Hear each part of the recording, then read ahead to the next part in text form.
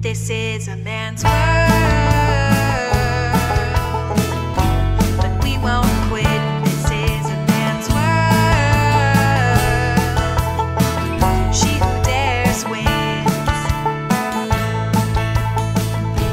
Hello and welcome to This is a Man's World. She who dares wins. Yay, it's the first ever podcast. My name is Michelle Hans and I've been working in the construction industry for over 12 years now.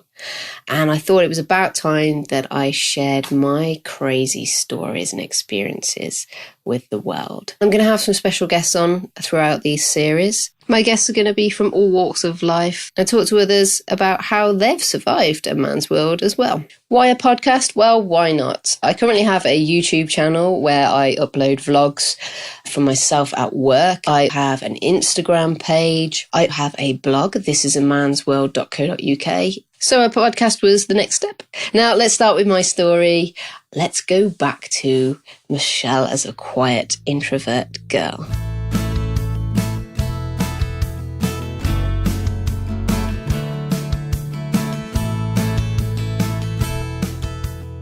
Yep, that's right. During my early school years, I was extremely shy and not very clever, to be honest. As around about, I think it's about 11 years old, my parents decided that I was struggling at school. So I got transferred into a private school. Just to give you a little bit of context, it was an all-girls school and there were only, I think, 15 of us in the whole year. Yeah, that's insane. If you imagine some kind of, it wasn't a nunnery, but if you imagine that, very strict.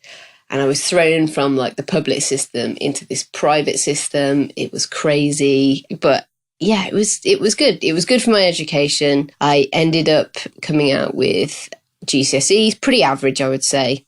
And then from that, I went to what we would say in the UK, I guess, is like the college years, but I actually went to a private school. I didn't board.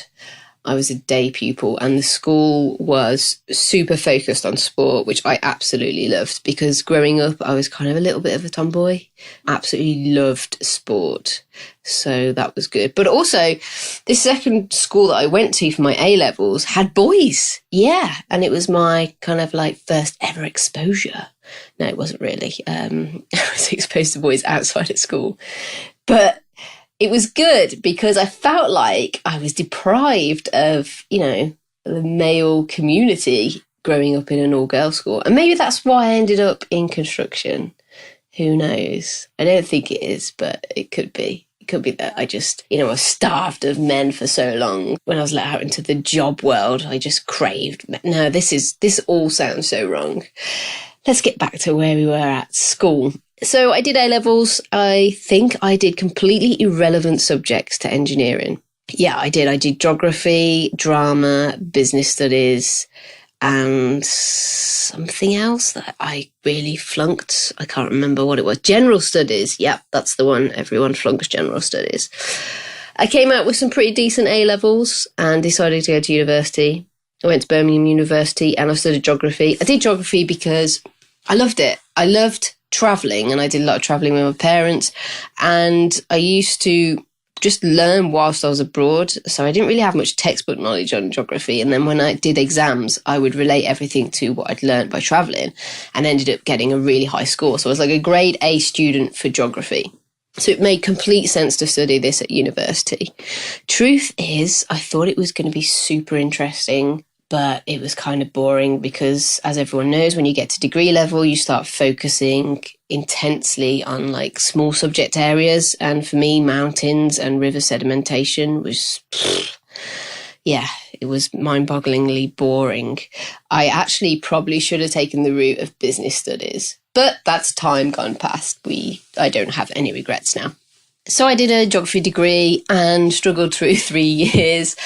I'm really not good at focusing. So, studying on your own and doing dissertations was a really hard thing for me.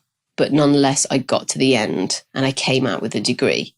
But more importantly, when I was finishing my degree and writing my final dissertation, I just completely out of the blue, especially for someone who was incredibly quiet. Actually, I should say that during university, I probably came out of my shell a little bit more. But I decided I wanted to be an actress. Yep. What every quiet person wants to do is to go on stage and, be in front of hundreds of people. And I didn't want to train and be an actress in the UK because that would have been simple.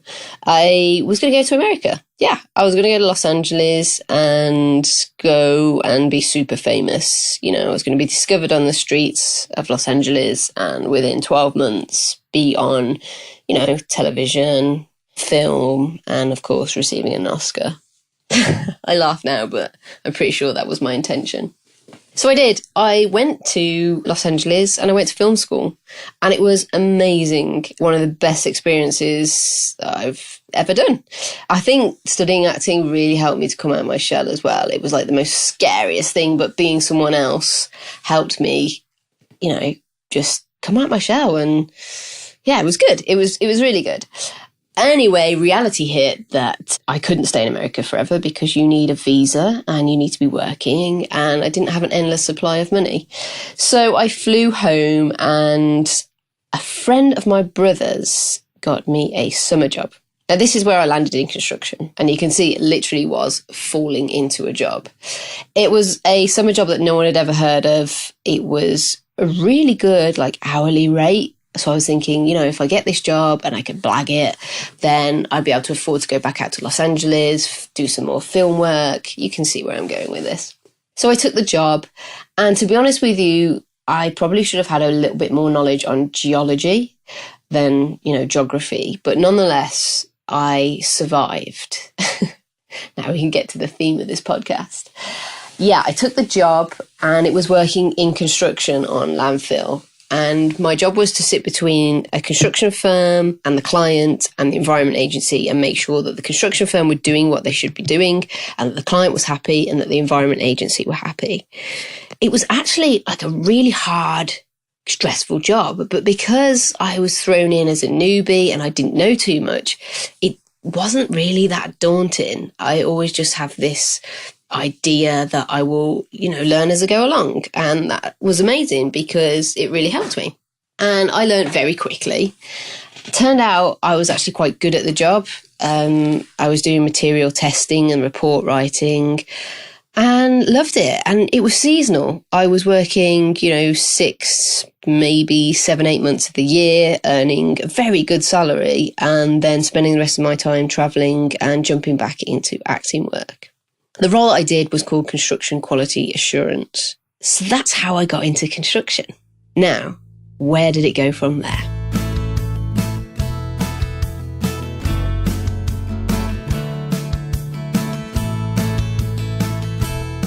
I spent about 5 years doing this job. And because it was such a small industry, my name got out there and I was requested through agencies to go on quite a few different jobs. I travelled the country a fair bit, tried to stay close to home. But yeah, I worked on loads of landfill sites up and down the country, worked with lots of different construction companies and environmental consultancies. And because I was freelance, I could pick up and drop jobs when I wanted to. I didn't really drop too many jobs because it turned out I enjoyed the majority of them. And I got a little bit of name for myself and a reputation. So I stuck with it for, I think, about 5 years. And after about 5 years, I got itchy feet, and my brother wanted to leave his job as a pharmaceutical sales rep. And we came up with this crazy idea that we should start a business selling plumbing chemicals because he had a background in chemistry.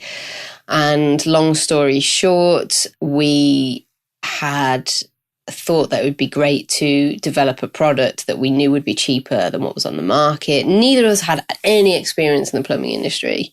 This was the most stupid idea ever. But I think it was right at the time of Breaking Bad, and we emulated, I think that's the right word, Heisenberg. The two of us, we made this chemical in our garage. It's ridiculous. Bottled it up and then literally just travelled around the country going to plumbing depots and selling our product. We came up with logos, we designed everything, and yeah, it was so good. It's so stupid to think back that we could think about starting a business not knowing anything, but we did. And it was the craziest time ever for like 2 years. It was amazing, the things that we did, the things that we overcome. But in the end, it didn't really work out because we started a business in a recession. Yes. And one of our biggest competitors decided that they didn't really want us in the market, so they made it extremely difficult for us to carry on. So that was the end of the business side of things. And I was still doing acting, but at this point in time, I'd moved away from training and doing acting to actually be more interested in work behind the camera. So I think around about that point, I directed my first ever film. It was a horror film. And yeah, this doesn't really relate to construction, but it's a cool little backstory. I did a horror film that went onto short film festival circuit. It involved a lady called Eileen Dietz, who was in The Exorcist. She was Rapunzel, the actual face of The Exorcist, so not Linda Blair. Crazy scenario where she read the script, loved it, came over and filmed it, and it did quite well on like an independent film festival. So my love for film was still there, and I was still going to go on and produce and direct little short films. That, you know, film has always been an interest of mine, and storytelling. Finishing the business, where did we go next?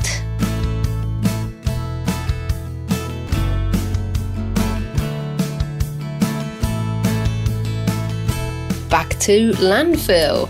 Yeah, the job was still there, and the industry had taken a little bit of a decline, but we'd still got a good reputation. At this point, my brother had started doing this work with me, so we jumped back into it. It was an easy way to make money. I knew exactly what I was doing, so it was the perfect way to kind of bide my time to then think about what it was I wanted to do long term. Now, I say long term because the landfill industry was in decline. You know, everyone's recycling. We're putting less in the ground these days, which is great for the environment. But from a career perspective, I needed to be thinking about what I wanted to do long term. So jumped back into landfill. I think I did that for like 2 or 3 summers.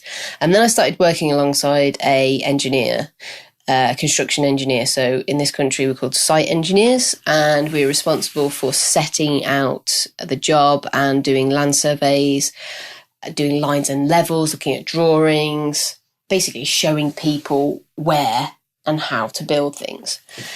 With very little knowledge, I started to quiz this engineer.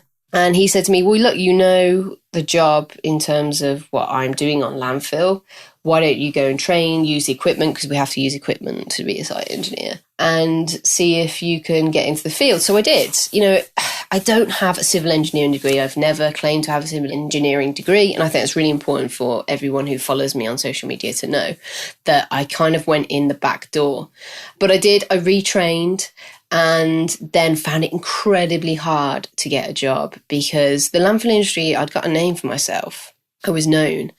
Now I was phoning up agencies and saying, I want to be a site engineer. I've got the qualifications. And the first thing they said to me was, well, what experience do you have on site? Well, great. I had, over 7 years experience on site, but not as a site engineer. And some crazy things happened. I spoke to an agency and the guy there was like, yeah, but you're a girl. There aren't any site engineers that are girls. You're never going to get a job. I was massively disheartened by this. And then I ended up talking to this guy again, and he was like, I could get you on as an assistant, which would be great to get into the industry, but the pay was just half of what I was earning before. And I was really just not prepared to do that because I knew in my mind's mind that I could do the job if just given the opportunity. So it took a lot of hard graft, and I think I waited like 2 or 3 months. I was getting very disheartened by the response I was getting back. But eventually, I think I struck it lucky in the fact that the UK industry had a mass shortage of engineers. And a project came up in Nottingham on the Nottingham tram. And I went for the interview, and there'd been, I think, over like 150 engineers on this project, which was a colossal amount. And for numerous reasons, they'd left. I think it gives you an indication when a project goes through so many engineers that there's a lot of problems. But for me, I didn't care. This was an opportunity. I took the interview. I was honest about my experience, but I was just so super keen. And they gave me a shot. They decided to, put me alongside a mentor.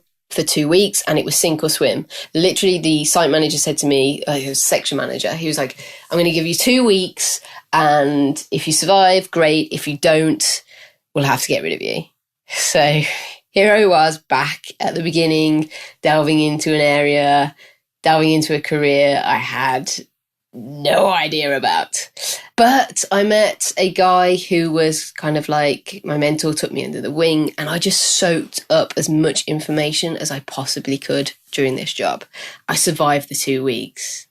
I had like a gang to look after, and the gang was run by this crazy guy who, he was a football hooligan, and he just shouted at me the whole time. He left me down a 2.5 meter hole without a ladder for a joke. It wasn't funny. It's funny now, but it was my real true introduction into like heavy construction. There were thousands on the tram. And interestingly enough, there was one other female site engineer that I met. And I was like, oh, great, there are other female site engineers. Little did I realise that this would only be the case if I was ever on massive projects. But I did it. It was incredible. I survived. I think I did about 12 weeks. And then because it was working away from home, I decided to move project. And because I effectively wanted to be with my now husband, who was moved to another area of the country. So my first project, I survived.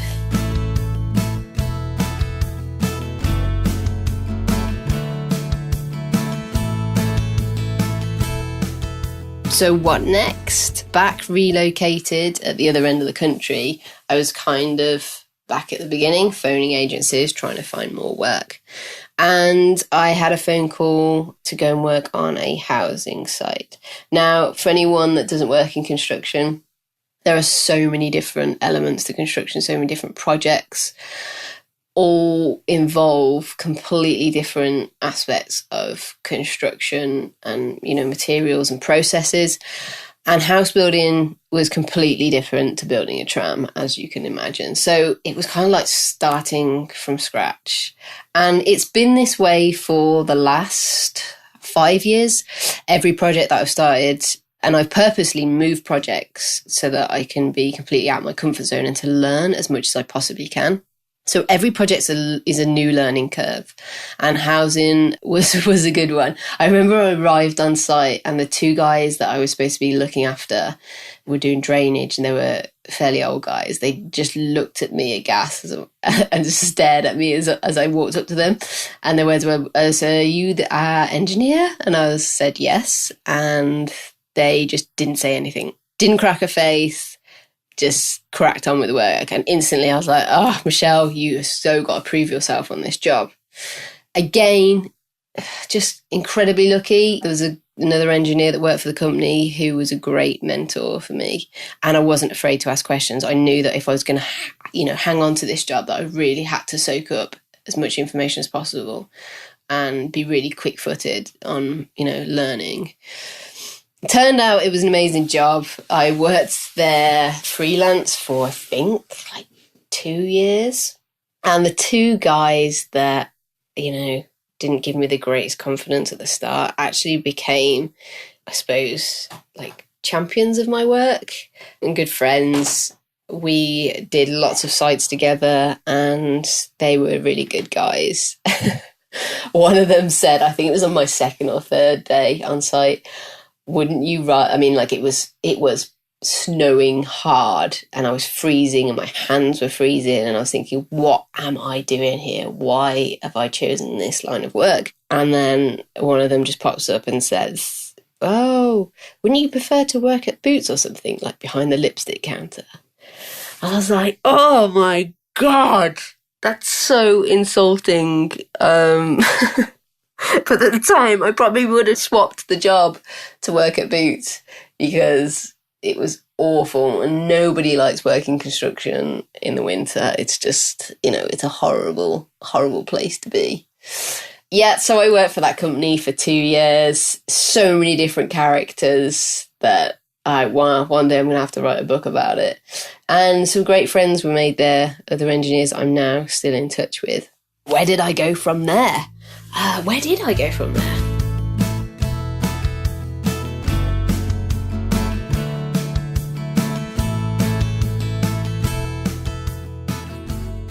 I did a few little other housing jobs here and there.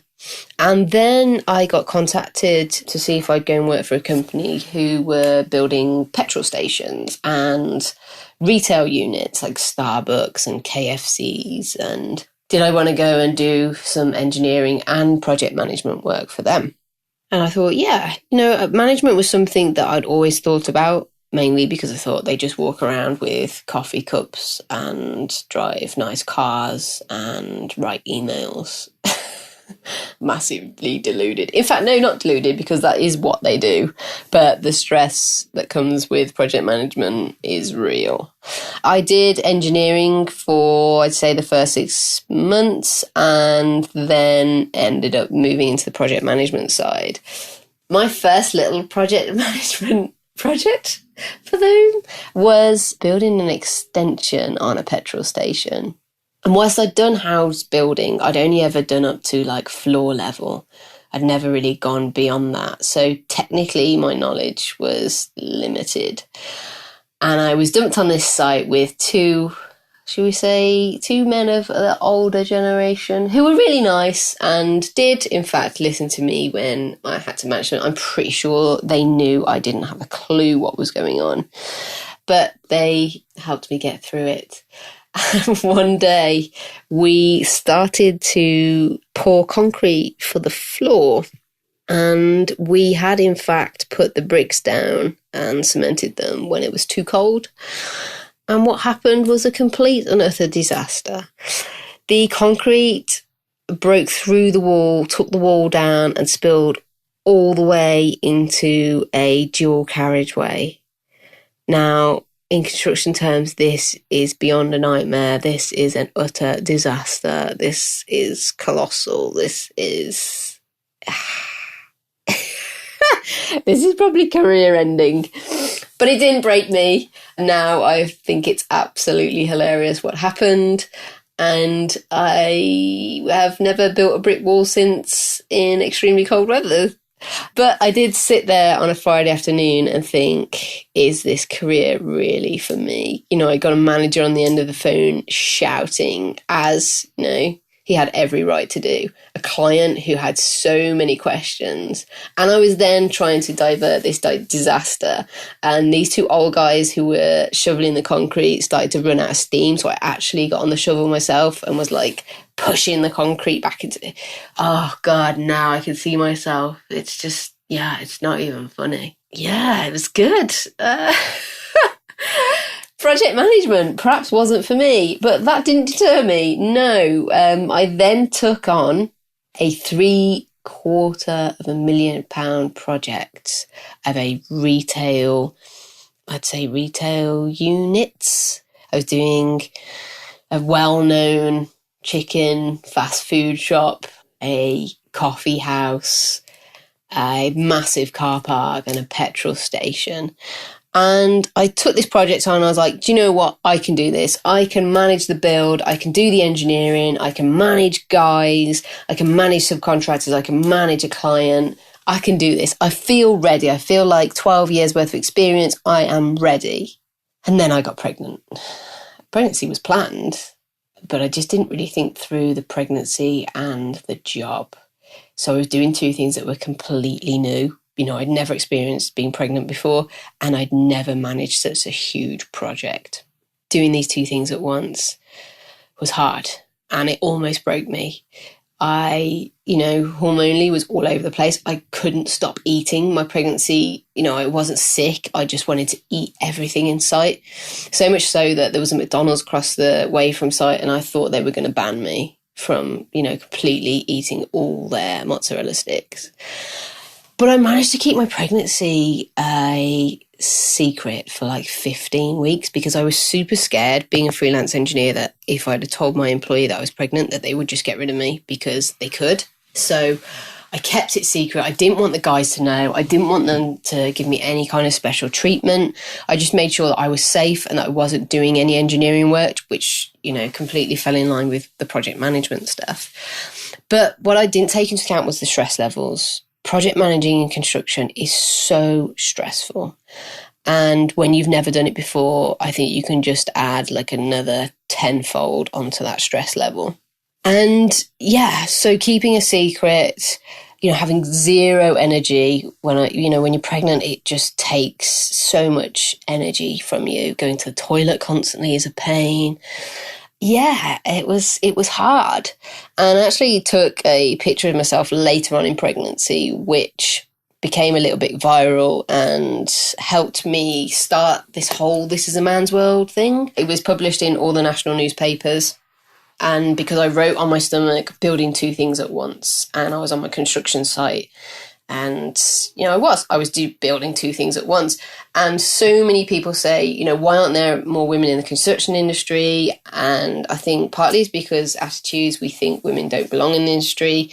It's a scary world. There aren't many women. We're not told as young girls to go into the industry. And therefore, I think we just don't consider it. I got into it because I fell into it. But I think if you'd have said that to me when I was younger, you can work in the construction industry, I would have just been like, no, that's a guy's job. Hopefully those attitudes are changing. But because this picture, I had no, idea. For the last 12 years, I'd only ever worked with men in construction. This was my world. I had no idea how, in inverted commas, shocking this picture would be. It went into national newspapers. So many people got in touch with me and were like, oh, this is amazing. Not only are you working in construction, but you're also growing a child. Like, this is empowerment to women. This is incredible. And looking back, yeah, maybe it was. But for me, it was just my life at the time. And I had two jobs to do. And around about this time, I started vlogging my work. So for anyone who doesn't know what vlogging is, it's essentially videoing yourself at work. And I had a little YouTube channel and I was putting videos on there. And what I wanted to do was share my story, share my experiences so that other girls out there would realise this shy, quiet girl, who had sheltered childhood in a small private school can survive a man's world. I'm nothing special. Then so can anyone else. And if you really want to do something and you want a specific job, it doesn't matter if it's predominantly been done by men in the past, you can do it. And so that was the reason why I started This Is a Man's World. I also started it because I started sharing stories about what was happening at work and guys I'd worked with friends and through Facebook. And they were like, this is ridiculous. Like, this stuff actually goes on. And I was like, yeah, it goes on. Some of it positive, some of it negative. And doing the videos was a way for me to be honest and, like I say, just share my experiences firsthand. And then I obviously went onto Instagram and a couple of companies. I was part of a Herbal Essence Strong Women Can advert campaign online.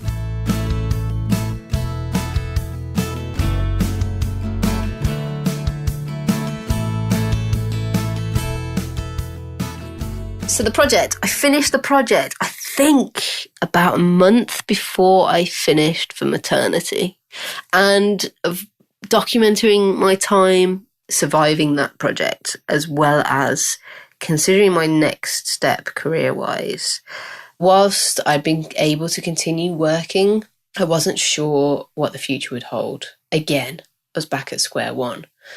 Can someone that has a baby and becomes a new mom then carry on and have a career in construction? Is there going to be part-time work? Is there going to be flexible work? Will there be work where I don't have to be on site 7 till 6, 12 hours a day? And it was daunting. And I took time off, had my baby, and just thought, what? If things don't work out, then things don't work out.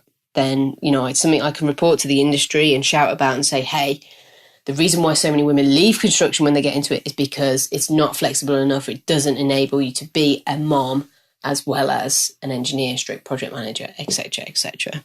Lucky for me, yeah, I don't know whether it's luck or just sheer determination, but an opportunity came up after my maternity leave to go and work for someone that I used to work for in landfill. And it was going full circle back to landfill, but not as a CQA engineer this time. I was going back to do land surveying and site engineering, which was amazing because the landfill industry is not as chaotic as construction. And so I jumped at the chance, and it was a nice, steady introduction back But again, I was faced with a new challenge. Whilst I was still a freelance engineer, I would now have to hire my own kit. Engineering kit is very expensive. And I ultimately made the decision to take the risk and buy some kit. So effectively starting up another business, even though I still had a business, it was kind of putting more effort into it and starting afresh. And it's paid off. I'm now 6 months down the line. I have a few clients and I am able to work part-time. Long may this continue. But again, what I wanted to say is it's a positive outcome. I left myself open to, change and being able to move into another industry if I needed to. And that's hard at 35, when you've got an established career. But lucky enough for me, things have kind of panned out. And through social media, through sharing my story, I've been able to connect with so many like-minded women out there. It's incredible sharing stories, hearing from welders, plumbers, electricians, ladies that work in mining, firefighters, not only construction trades, like I say, but other industries where they feel like they're part of a world that is a man's world and they're on their own. And through social media, we've all been able to connect and share stories and relate to each other and experiences. And it's a really exciting time for me. So that's where this podcast has come in. I'm going to be talking to my guests. It's going to be less of an interview style and more of a chat about my experiences and their experiences, and just introducing everyone into, certain men's worlds where women are surviving and notably thriving. Hopefully there's some girls out there, women, maybe even guys, that can relate to our experiences, learn from them, maybe be inspired by them. Who knows? So there we go. Thank you so much for listening to this first episode of This Is a Man's World. Hopefully you've learned a little bit about me and you're excited to hear from my guests in this up and coming series. Yeah, I'm excited. There's going to be, just to give you an idea, there's going to be stories about Portaloos. Yes, there's going to be stories about accidents. There's going to be stories about sexist comments. Probably a lot of those, to be fair. People's attitudes. Crazy, stupid things that have happened on site. If anyone out there watched the English TV series Only Fools and Horses, some of the stories can put those guys to shame. So stick around. Like I said, thank you so much for listening. And yeah, this has been This Is a Man's World, and I will see you next series. Oh, and if anyone out there has a question for me, this Anchor app, if you download it, you can actually leave me a voice message. And any voice messages that I get, I will respond to on the next podcast, or I might even do specific podcasts for Q&As. All right. If you like the podcast, please subscribe and tell someone else about it. Thank you very much.